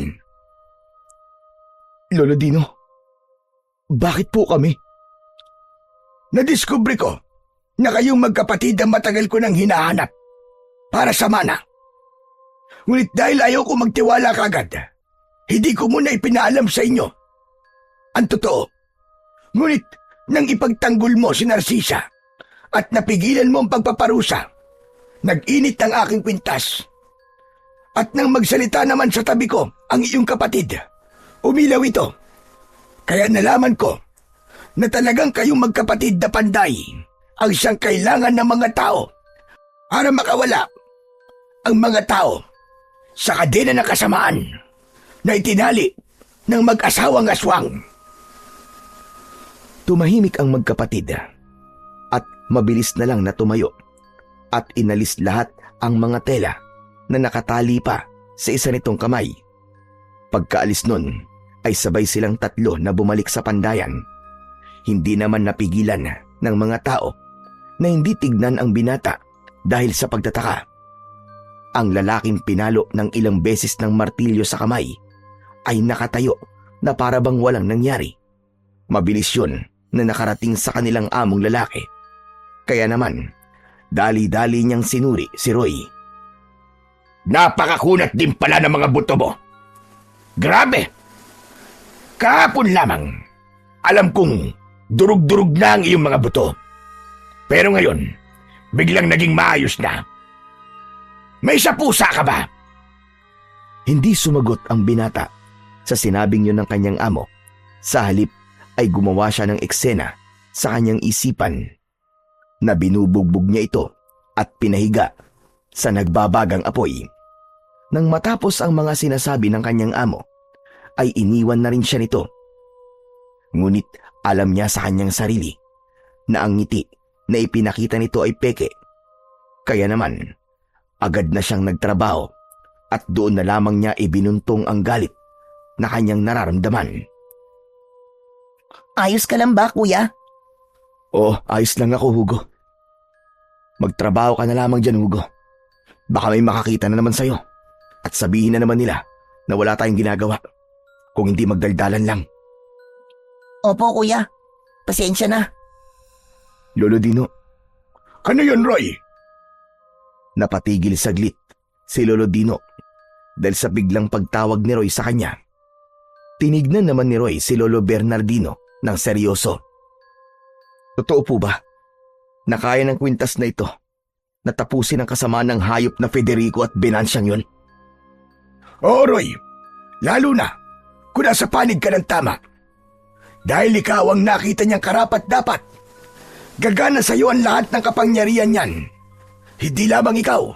Kasama doon ang kapatid mo, Roy. Hindi po ba pwedeng ako na lang po? Hindi pwede iyo. Dahil dalawa kayong pinili ng puso ng bulalakaw. Kung ganun, Lolo Dino, paano po gagana ang kapangyarihan nito? Sa ilalim ng sikat ng buwan, kailangan niyong pandayin yan ng sabay at iisa ang hawak na maso at gawin niyong isang matalim na bagay. At sa oras na gagamitin niyo na siya, lalabas ang kapangyarihan na meron yan. Kakaibang lakas ang kayang ibigay ng kwintas. At isang bagay pa, kahit na anumang uri ng sugat ang inyong mata mo, sa oras ng inyong pakikipaglaban, ay agad itong maghihilom. magkakaroon din kayo ng kakayahang kumilos ng malakidlat at magkakaroon din kayo ng mabilis at matalas na pag-iisip. Lolo Dino, paano naman po namin mapapanday yan? Hindi po ba isinasara ang tarangkahan ng pagawaan at pandayan? Walang problema sa bagay na yun, Hugo. Dahil sagad na sa buto ang kalupitan nila. Hindi na ako natatakot na sumuway sa kanilang mga patakaran. Dahil sa ginawa niya sa akin, ang pinakamasakit na parusa na kailanman ay hindi mararamdaman ng iba. Mamayang gabi, pagbilog ng buwan, pupuslit tayo at magpapaiwan sa loob ng pandayan. Pero kuya, may isa pang problema. Hindi ba may mga nag-iikot na bantay sa gabi? Walang problema sa bagay na yun, Hugo. Ako na ang bahala pagdating sa bagay na yun. Madali lamang solusyonan ang isang kaganapang yun. Basta ito ang tatandaan nyo, Hugo, Roy. Kailangan nyo mapanday ang puso ng bulalakaw hanggang sa maging maliit na matulis na patalim yan. Huwag ho kayong mag-alala, Lolo Dino. Gagawin po namin ang lahat na makakaya namin. Tatapusin na po namin ang kasamaan ng mag-asawang yon. At wala nang katulad natin ang masasaktan pa sa latigo, lubid at martilyo. Dahil ako na ang huling masasaktan ng kanilang mga gamit pamparusa. Dahil oras naman nila para matikman ang kanilang parusa. Dahil sa pagdadamot nilang iparanas sa atin ang kalayaan. Itatatak ko sa bato yun, Lolo Dino. Hindi matatapos ang gabi hanggang bukas nang hindi sila mamamatay sa kamay ko. Tatapusin ko ng dapat na matagal ko nang inumpisahan. Tutulungan kita kuya. Para maranasan naman natin ang makapagpahinga at makakain ng hindi natin iisipin kung ang pagkain ba ay makakasama sa atin o hindi. Naniniwala ako sa inyo magkapatid dahil nasisiguro kong hinding-hindi magkakamali ang puso ng bulalakaw sa pagpili sa inyo. Nagtinginan at nagtanguan ang magkapatid. Kaya naman, bumalik na sila sa kanilang pagtatrabaho. Mabilis nilang kinuha ang kanilang pagkain. Kung ito man ay karne, ay itinapon nila ito. Kung mais o kamote naman, ay itinatabi nila. Hanggang sa parating na ang paglubog ng araw. Nakasalubong ng binatang si Roy, ang dalagang si Narcisa. Roy, O Narcisa, ikaw pala. ayos ka na ba? Kumusta na mga kamay mo? Ayos naman na ang kamay ko. Nagagamit ko na nga sa pagpapanday. Talaga ba? Patingin niya ako. Maingat na kinuha ni Marisa ang dalawang kamay ni Roy. Ganun na lamang ang panlalaki ng kanyang mga mata nang makita niyang wala ng bakas ng kahit na anong sugat ang kamay ng binata. Teka, napaka-imposible naman yata nang nakikita ko, Roy. Kahapon lang nangyari sa'yo yun, di ba? Teka, umamin ka nga. Tao ka ba talaga? Pambira. Ano namang klaseng tanong yan, Narcisa? Oo naman, tao ko, no? Pero may tatapusin akong hindi tao. Roy, anong ibig mo sabihin? Wala lang. Basta, bilang na yung araw at magiging malaya na tayong lahat. Sige. Mauna na ako, Narcisa. Palubog na ang araw magpahinga ka na. Pupunta na rin ako sa tulugan. Ninitian na lamang ni Narcisa ang binatang si Roy. Dahil sa mga sinabi nito, napansin niya na parabang nawala ang pagiging masiyahing tao ng binatang si Roy. Ngunit hindi na lamang niya pinansin yun. Dahil alam niya, kahit hindi sabihin ng binata, nararamdaman pa rin ito ang sakit na sinapit niya ng nagdaang araw. Habang sa kabilang panig naman ay nagtatalo ang mag-asawa. Dahil hanggang ngayon ay hindi pa rin makuha ni Don Federico ang gusto niya. Dahil gusto niya gamitin ang binata para sa mga pagpatay at gawin itong tulad nila. Anong nangyayari, Binasya?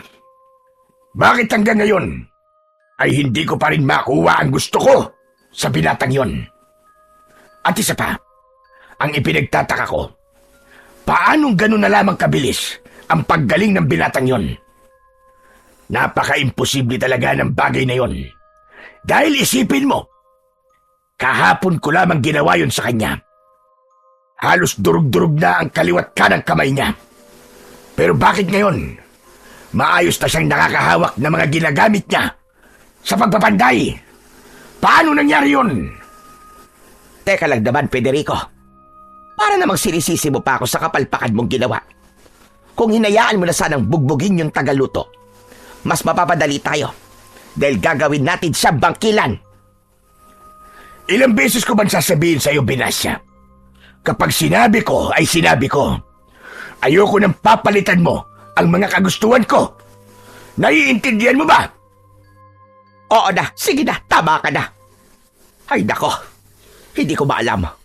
Bakit sa dinami-dami ng uri ng mga aswang? Bakit ba sa isang hanagog pa ako bumagsak? Ay nako, nakakaloka. Nakaka-stress. Eh di maghanap ka ng ibang asawa. Yun nga lang, kapag nakamit ko na ang lahat ng mga pinaplano ko nang hindi kita kasama, siguradong gagapang ka. Pabalik sa akin. Tandaan mo yan! Tumalikod na lamang si Senyora Binasya. Ganun rin ang ginawa ni Don Federico. Hindi naman nila alam na habang sila ay namamahinga, nang maisara na ng mga tagabantay ang tarangkahan, ay doon naman lumabas ang magkapatid sa kanilang pinagtataguan. Nagubad ng damit pang itaas ang binata at doon na lumitaw ang makisig nitong pangangatawan. Masasabing mahigit 20 anyos pa lamang ito, ngunit dahil sa maagang namulat sa katotohanan, ay maagang napuwersa ang kanyang katawan, dahilan upang mamuo dito ang pagiging bato-bato ng kanyang katawan. Wow, kuya! Ang ganda pala ng katawan mo! Huwag mo na nga akong bulahin. Hawakan mo na ang maliit mong maso. Pag nailawan na ang kinaroroonan ng kwintas na to, uumpisa na natin ang pagpapanday. Okay, kuya. Masusunod po.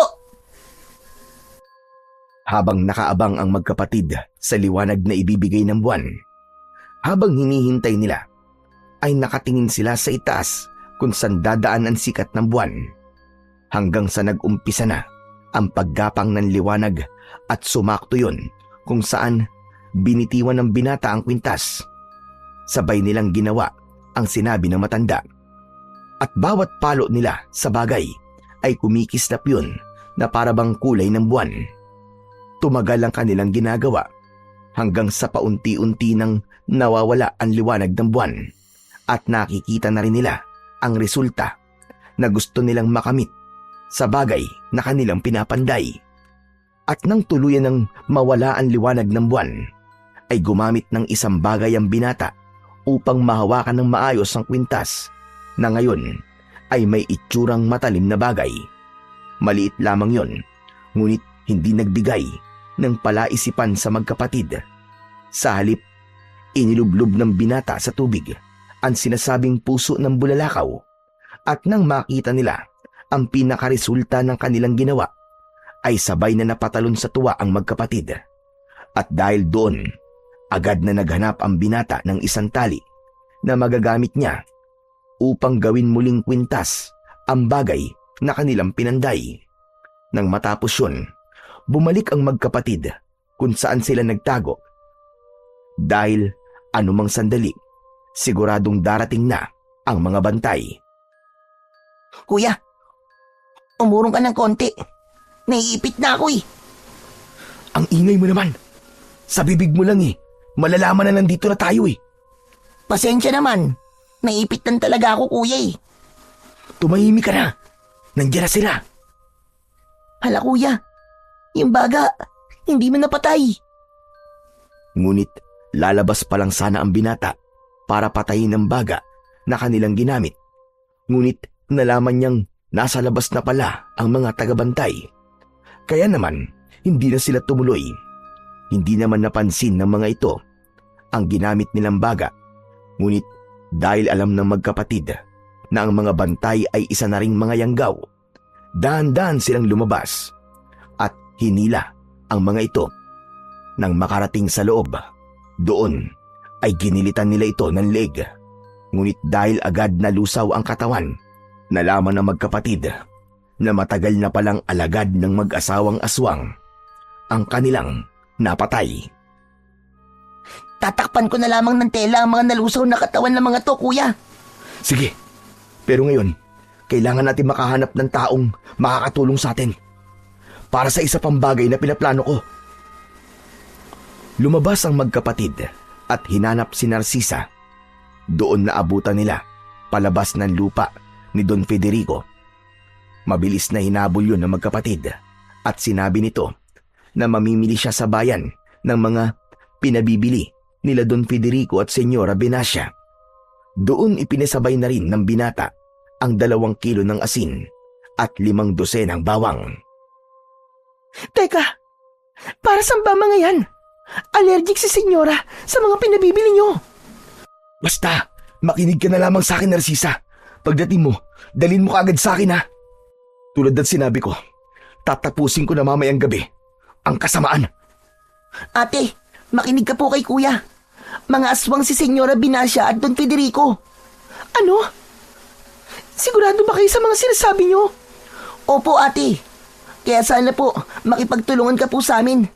Ito na lamang po ang pag-asa natin na maramdaman ng kalayaan. Kaya sana po, makipagtulungan kayo, ate.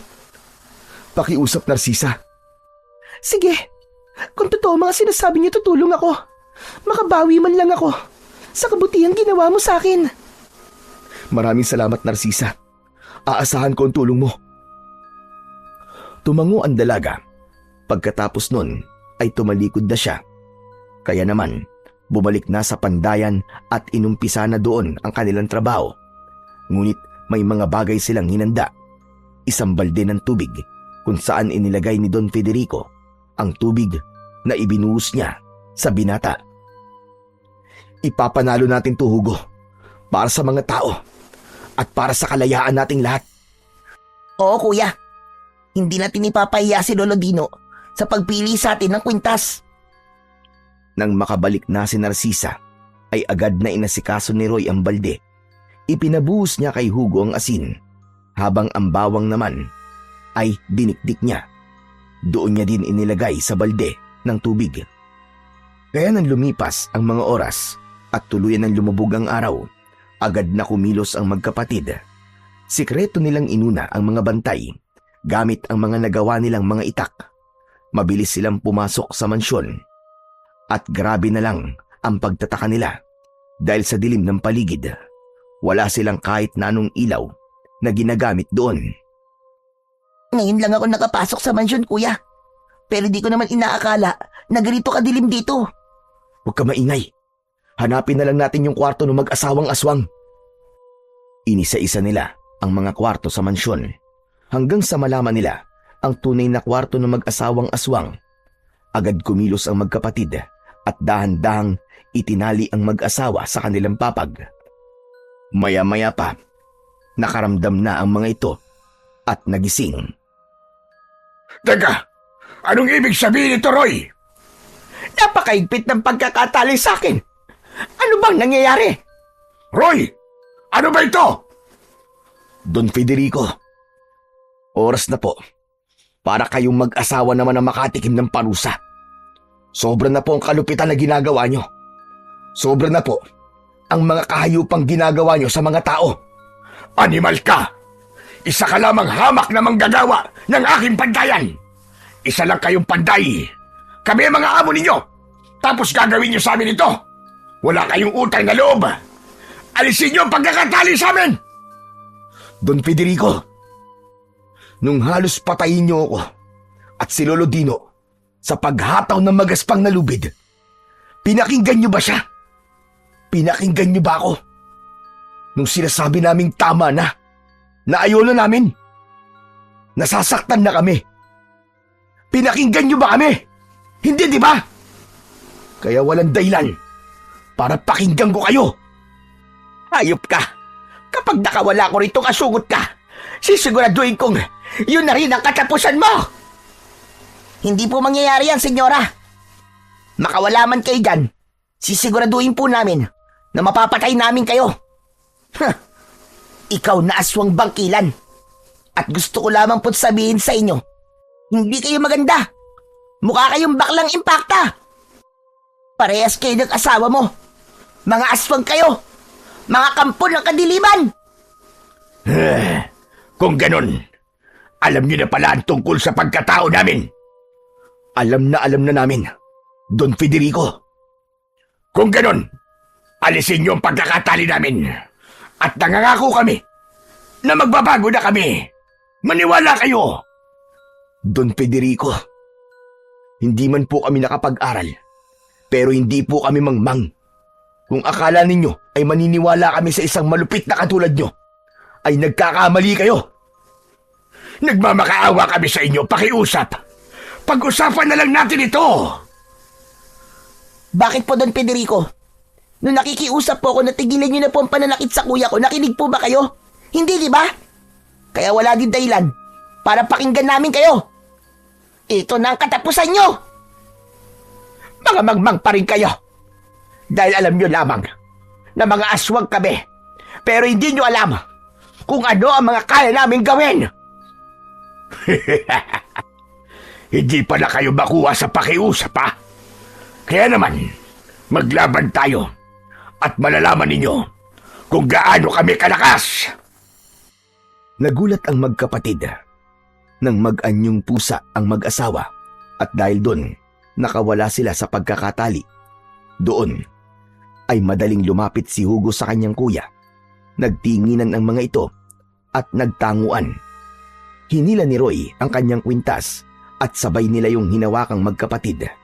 Kaya nagkaroon ng isang nakakabulag na liwanag ang lumabas sa katawan ng magkapatid. At nang mawala yon, nagkaroon sila ng tig-isang espada na nag-aapoy. Makikita natin ngayon kung sino ang mga mangmang! Katapusan nyo na! Tabay ang ginawang pag-atake ng magkapatid sa loob ng silid ng mag-asawa at ganun din ang ginawa ng mga ito. Pambihirang lakas ang ipinakita ng magkapatid at hindi naman nagpatalo ang mag-asawang aswang. Lakas sa lakas, tapang sa tapang, hanggang sa pare-pareho na ang mga ito na humihingal, ngunit patuloy pa rin sila sa pakikipaglaban. Maya-maya pa, isang pambihirang atake ang pinakawalan ng magkapatid. Doon ay pareho nilang nasugatan ang mag-asawa sa tuhod, dahilan upang hindi na sila makakilos pa. Ano? Tumayo kayo! Hindi nyo na ba kaya? Ngayon niyo ipakita kung gaano kayo kalakas at kung gaano kayo kalupit. Tumahimik kayo! Lamang kayo sa laban na ito dahil may kakaiba kayong sandata. Samantalang kami, hindi kami nakainom ng dugo. Tama lang yan, para hindi na madagdagan ng parusa nyo pagdating nyo sa impyerno. Malalakas ang loob nyo. Pero may isa pa kaming alas. Magbabago pa sana sila ng anyo, ngunit parang magkadugtong ang mga utak ng magkapatid at sabay nilang itinutok ang kanilang mga hawak na espada sa leeg ng mag-asawa. Ngunit hindi nagpapigil ang mga ito at nagawa nilang mag-anyong aso. Ngunit dahil mabilis mag-isip ang magkapatid, pareho nilang hinagis ang kanilang mga espada sa magkabilaang direksyon. At doon, tumama ang mga ito sa parehong likod ng mga aswang na patakas na sana. Don Federico, pinangako ko sa sarili ko na ngayon ko tatapusin ang kalupitan niyong mag-asawa. Hindi ko na masikmura ang kahiyupang ginagawa niyo sa mga tao. Hindi man ito magustuhan ng nasa taas, ngunit hindi ko nahahayaan pang lumaganap ang mga tulad niyong demonyo na walang ginawa kundi gamitin ng mga tao para gawin yung mga alipin at katulad yung mga aswang. At walang awa yung pinagmamalupitan, kahit na maliit lang ang pagkakasala. At kung sinasabi nyo na marumi ang mga tulad naming mga mahihirap, nagkakamali kayo. Dahil kung may marumi man sa atin dito, kayo yon, na ilang beses ang nakapatay sa pamamagitan lang ng inyong mga kamay. Kaya dapat lang na mamatay na kayo. Lumabas ang magkapatid at sa harap ng pintuan ng mga malupit na mag-asawang aswang ay kinuha nila doon ang isang balde ng tubig na may asin at bawang. Teka! Pakiusap, tama na! Tama na! Magbabago na kami! Pangako! Hindi na. Maraming beses na nagkaroon kayo ng pagkakataong magbago. Pero hindi nyo ginawa. Kaya ngayon, ipapatikim ko sa inyo ang sakit na naramdaman ng lahat ng taong pinahirapan ninyo. Sabay na ibinuhos ng magkapatid ang nilalaman ng balde at nasaksiyan nila ang nagsisisigaw na mag-asawa. Doon nagyakapan ang magkapatid at napaluwa at nang kunin nila muli ang kanilang mga espada, nagulat na lamang sila nang maging dalawa ang kwintas. Parehong isinuot ng magkapatid ang kwintas at magkaalalay na lumabas sa impyernong mansyon. Inaabangan sila ng mga nayanggaw, ngunit bumalik na sa katinoan. Kasama nila doon si Narcisa at Lolo Bernardino.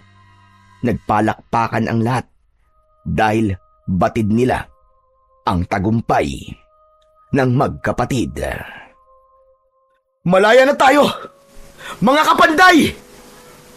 Sabay-sabay na isinigaw ng mga katulad nilang manggagawa ang salitang malaya na tayo. Habang si Narcisa ay abot tenga ang ngiti nang makita si Roy na ligtas.